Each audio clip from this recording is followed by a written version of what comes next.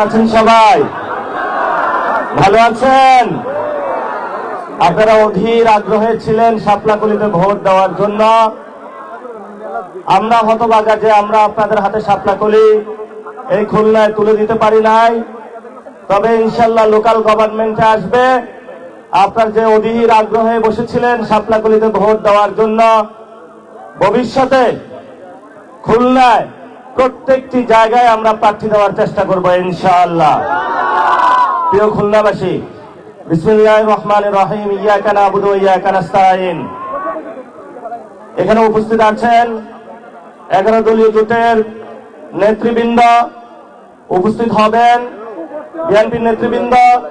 এখানে উপস্থিত ছিলেন বাংলাদেশ জামায়াত ইসলামী সেক্রেটারি জেনারেল, উপস্থিত আছেন সম্মানিত শহীদগণের ফ্যামিলি, উপস্থিত আছেন গণ অভ্যুত্থানের যারা অন্যতম কান্ডারি ছিলেন আমাদের মা এবং বোনেরা, উপস্থিত আছেন আমার তরুণ যুবা ভাইয়েরা যারা বাংলাদেশকে নতুন পথ এবং দিশা দেখাচ্ছেন।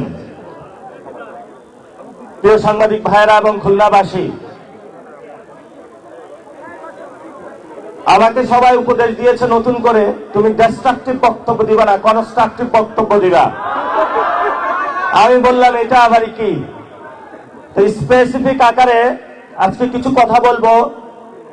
আমরা যখন ছোটবেলায় ক্যাম্পাসে ছিলাম,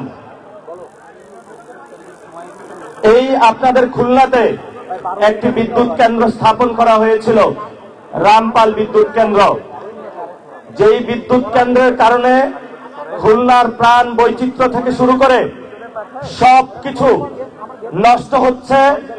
গতকালকে আমি খুলনার বিভিন্ন জায়গায় মানুষের সাথে কথা বলেছি, তারা আমাকে একটা বিষয় জানিয়েছে যে আমাদের কোস্টাল এরিয়াতে লবণাক্ত যে পানির পরিমাণ সেটা বাড়ছে এবং এই কয়লা বিদ্যুৎ কেন্দ্রের কারণে খুলনাবাসী ক্ষতিগ্রস্ত হচ্ছে। আমাদের শ্রীলঙ্কাতে উদাহরণ আছে, শ্রীলঙ্কাতে ইন্ডিয়ান একটি কোল পাওয়ার প্ল্যান্ট ছিল। যখন জনগণ নতুন অভ্যুত্থানের মধ্য দিয়ে গিয়েছিল, বলেছিল ইন্ডিয়াকে লাল কার্ড দেখিয়েছিল, তারা সে পাওয়ার প্ল্যান্ট বন্ধ করে দিয়েছিল। আজকে খুলনাবাসীর পক্ষ থেকে আমরা সরকারের কাছে আবেদন জানাচ্ছি, শেখ হাসিনা কুসুম কুসুম প্রেম করে ভারতের সাথে খুলনাতে যে বিদ্যুৎ কেন্দ্রটা বসিয়ে দিয়েছিল, খুলনার মানুষের উপরে গলার উপরে পা দিয়ে বসেছিল, অতি দ্রুত ভারতের সাথে সেই চুক্তি বন্ধ করে ভারতীয় এই ধ্বংসকারী পাওয়ার প্ল্যান্ট খুলনা থেকে বন্ধ করতে হবে। দ্বিতীয় বিষয়, যে অসংখ্য মানুষ শহীদ হয়েছিল বাংলাদেশে, আহত হয়েছিল, যাদের রক্তের উপরে দাঁড়িয়ে অনেকে আজকে সংসদ ভবনে 12 তারিখে সংসদ অধিবেশন শুরু করতে যাচ্ছেন। ভালো কথা, সংসদেই হলো সবকিছু হবে।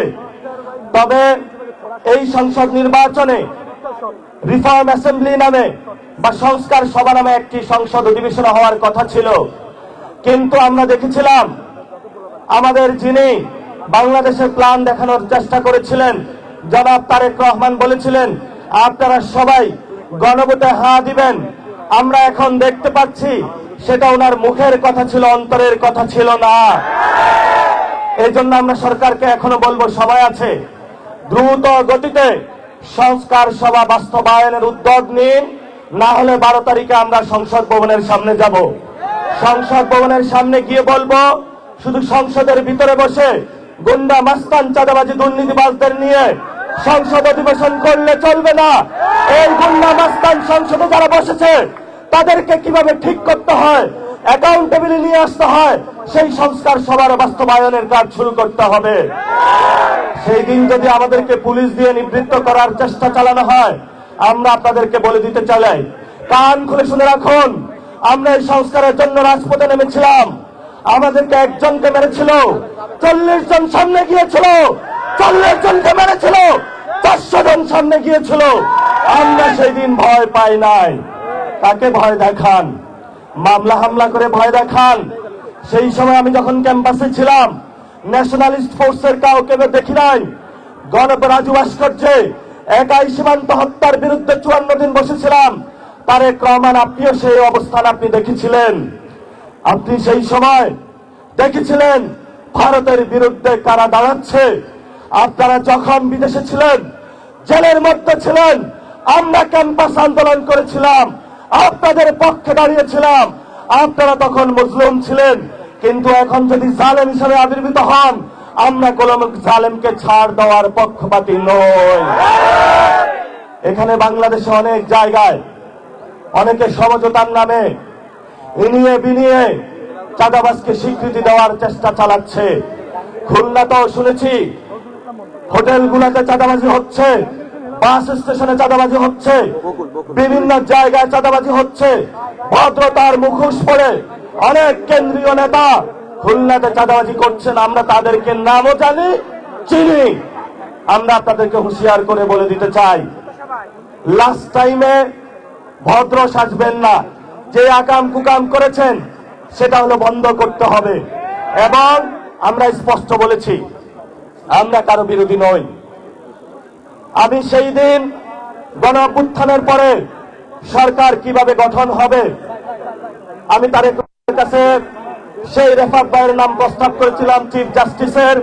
উনি আমাকে একটা কথা বলেছিল, তুমি ওনাকে খুঁজে পেয়েছো কই? আমি রিফাত ভাইকে খোঁজার জন্য সেই বাড্ডার অলিগলিতে বেরিয়েছিলাম, যেই কোনো সময় মৃত্যুর মুখে প্রস্তুত হতে পারতাম। কিন্তু আমরা সেই রিস্কটা নিয়েছিলাম। আমি আপনাকে সেই দিন বলেছিলাম যে আপনি বাংলাদেশের রিসোর্স দেখতে না পারেন, বাংলাদেশের 18 কোটি মানুষ যে সম্পদ রয়েছে এটার উপরে যদি আমরা বিশ্বাস রাখতে পারি, তবেই আমরা মর্যাদা নিয়ে বসবাস করতে পারবো, আদারওয়াইজ পসিবল না। আমাদের দিল্লি দরকার নাই, আমাদের ঢাকা আছে। যেই ঢাকাকে শক্তিশালী করে একটা সময় ভারতবর্ষে নতুন কিছু সূচিত হয়েছিল, এটা আমাদের ভুলে গেলে চলবে না। প্রিয় তরুণ যুবা ভাইয়েরা, ভয় পাইবেন না। আপনারা পাড়ায় মহল্লায় চাঁদাবাজ, সন্ত্রাস, দুর্নীতির বিরুদ্ধে কমিটি গঠন করেন। কমিটি গঠন করে যারা যারা চাঁদাবাজ, দুর্নীতি, সন্ত্রাসী করে তাদেরকে রাস্তায়, গাছের সাথে, পিলারের সাথে, স্কুলের দেওয়ালের বিভিন্ন খুঁটির সাথে তাদেরকে আপনারা সবাই বেঁধে রাখবেন।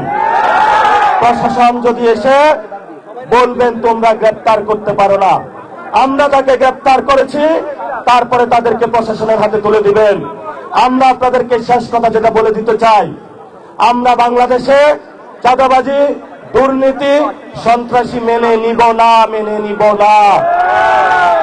আপনি যখন বিদেশে ছিলেন আপনি চাঁদাবাজদেরকে বন্ধ করতে পারেন নাই, দেশে এসেছেন চাঁদাবাজদেরকে নিবৃত্ত করতে পারেন নাই। ঠিক আছে, আপনি আপনার কাজ করেন অফিসিয়াল, আমরাই আপনার চাঁদাবাজি বন্ধ করে দিতেছি, আমরাই আপনার চাঁদাবাজি বন্ধ করে দিতেছি। সমস্যা নাই, নতুন বাংলাদেশ গঠন হবে। আমাদের সিনিয়র লিডারশিপ যারা আছেন তারা বক্তব্য রাখবেন। সবাই ভালো থাকবেন, তারাবির নামাজে আসবেন। তারাবির নামাজ পড়ে আমরা খুলনায় চাঁদাবাজদের বিরুদ্ধে আজকে স্লোগান দিব, দেখি কার বুকের কথা। ইনশাআল্লাহ রাজপথে লড়াই হবে। ধন্যবাদ সকলকে, আসসালামু আলাইকুম। আমাদের সাথে উপস্থিত